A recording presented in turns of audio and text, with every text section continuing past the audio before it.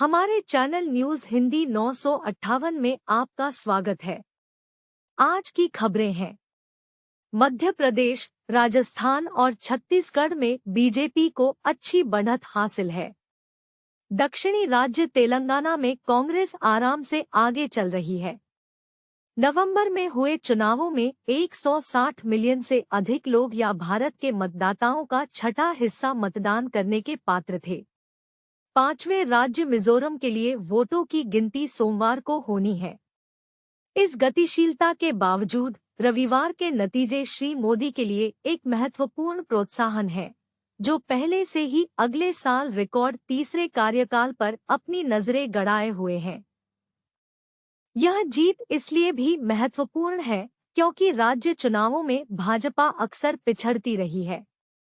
आज तक पार्टी जिसे संसद में आरामदायक बहुमत प्राप्त है ने भारत के 28 राज्यों में से 15 पर शासन किया और उनमें से केवल 9 पर सीधे शासन किया।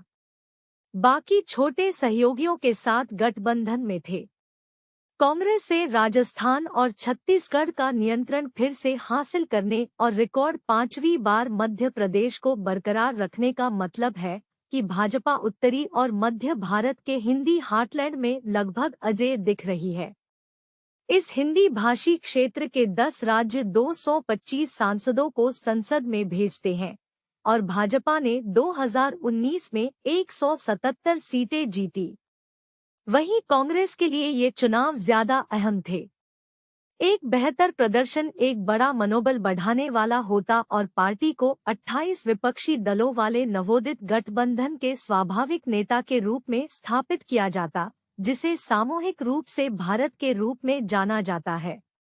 एक समय पर पार्टी मध्य प्रदेश जीतने की दौड़ में सबसे आगे दिख रही थी और बाद में जैसे ही भाजपा ने बढ़त हासिल की, उसने गति खो दी।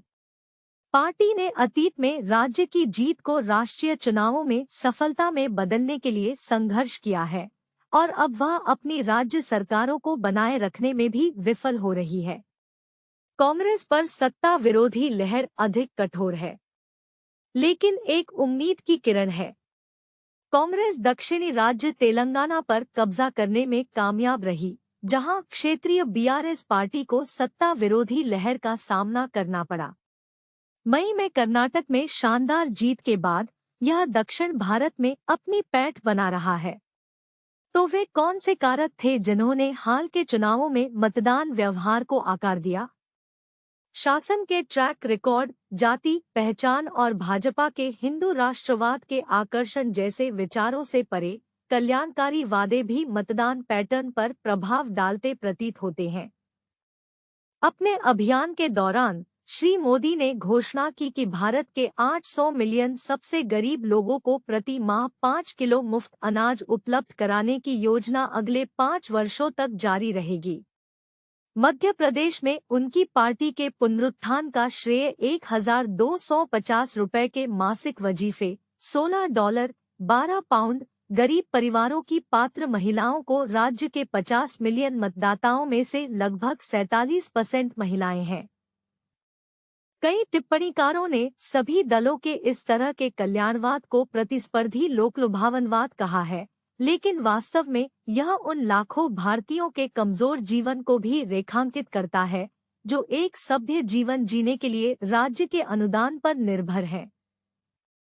भाजपा के दुर्जय शस्त्रागार में इसके विशाल संसाधन, 24/7 पार्टी संगठन, एक मजबूत कल्याण वास्तुकला पर आधारित शासन और बड़े पैमाने पर सहायक मीडिया शामिल है। इसमें कोई आश्चर्य की बात नहीं है कि श्री मोदी और उनकी पार्टी अगले साल आश्चर्यजनक रूप से तीसरा कार्यकाल जीतने की प्रबल स्थिति में दिख रही है। देखने के लिए धन्यवाद।